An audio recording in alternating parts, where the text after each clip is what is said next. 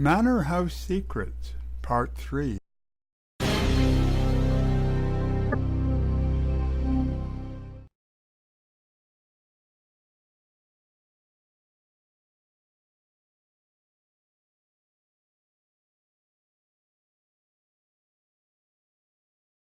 Alphonse Dupuis, the famous French detective, was called to the Manor House to help find who had stolen an heirloom brooch. However, the next morning things took a sinister turn. There are 2 dead bodies to account for.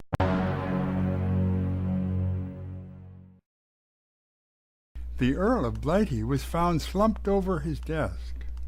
There was a nearly empty wine decanter on his desk, and an overturned wine glass beside his hand. Did he die of a heart attack? Was there something in his wine? The vicar's new wife, Patsy, a girl with a questionable past, was found dead in her bed, with a knife sticking out of her. Dupuis noticed that from the angle of the stab wound, it would have been impossible for Patsy to have done it herself. The suicide note on her laptop could have been typed by her murderer. "Facts are what we need here," said Dupuis. "When we have all the relevant facts, the solution to all of this will become clear."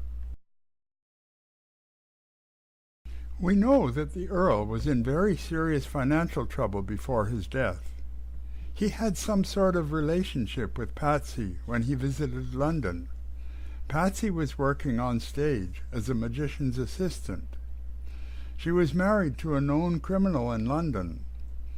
Apparently, she did not know the Earl's real identity till she met him at the church. She had moved to the village to escape her abusive marriage, and thought that by marrying the vicar she could establish a new identity. We also know that the son Peter's toy factory was failing, and that he was on the edge of bankruptcy. "Now we must find how all these pieces fit together," he added. When he checked the books for the Manor House, Dupuis was surprised to find large discrepancies in the totals. Apparently, Giles had been creaming some off the top each month for some years. Dupuis asked the maid about this, and she reported a conversation with Giles last week. "Now the Earl doesn't trust me any more. He wants to examine the books next week. I have served him well all these years with no thanks. I could kill him." The detective went in to meet with the guests in the living room. "Vicar John, would you please empty your pockets and put the contents on this table?" asked Dupuis. There, along with his wallet, keys, and handkerchief, was the missing heirloom brooch. "As I thought!" exclaimed Dupuis. "Ladies and gentlemen, please do not make a wrong assumption here. The vicar is innocent of this theft. Remember, Patsy worked as a magician's assistant, and as such she was very skilled at hiding things in unlikely places. This was just a temporary hiding place." "Giles, would you please be good enough to tell us what you saw and heard late last night?" asked Dupuis. "Yes, sir. Last night, after everyone had retired, I went around to turn out all of the lights.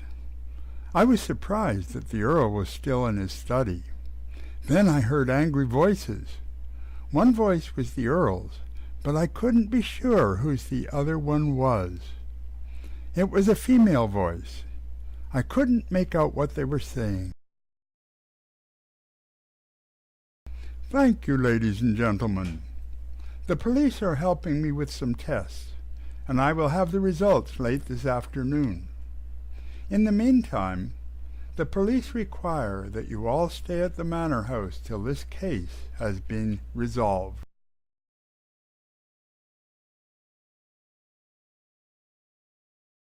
Alphonse Dupuis has found some interesting questions in this House of Secrets.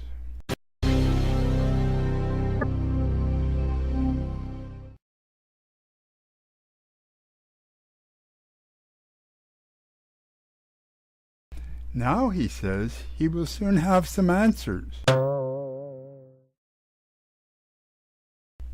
Look for the answers next time at Successful ESL.